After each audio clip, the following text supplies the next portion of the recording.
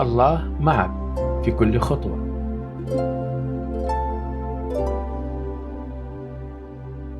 صديقي المستمع، اليوم أحب أن أشارككم كلمة تشجيعية من الكتاب المقدس. هل تشعر أحيانا أن الحياة ثقيلة عليك وأن التحديات أكبر منك؟ هل تشعر أنك وحدك بالمعركة؟ اسمعني جيدا، الله معك في كل خطوة.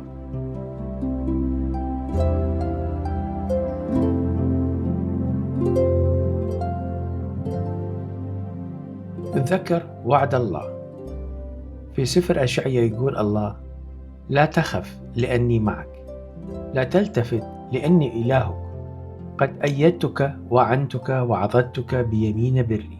الله يعرف ممكن الحياة تكون صعبة عليك، لكن يوعدك بأنه هو راح يكون دائما معك، ما راح يتركك أبدا.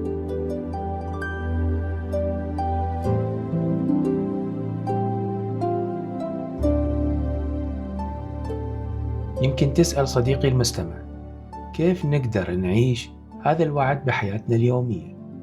أجاوبك بكل بساطة.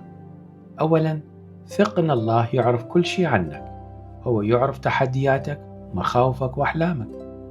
والشيء الثاني، اطلب منا القوة، صلي وقول: يا رب أنا محتاج إلك، انطيني قوة حتى أواجه هذا اليوم بكل صعوبات اللي فيه والتحديات. وآخر شيء، اتذكر أنت مو وحدك، الله معاك، وهو ينطيك سلامة يقول عنه الكتاب الذي يفوق كل عقل.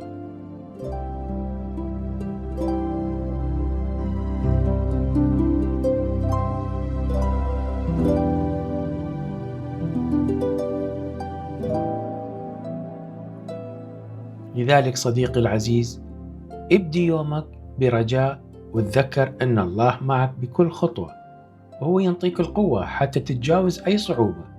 لا تخاف لأن الله معك، وتذكر أنه في كل خطوة الله معك.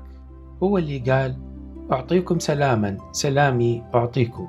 وأيضا يقول الكتاب، وهذا وعد من الله: أما منتظري الرب فيجددون قوة. آمين.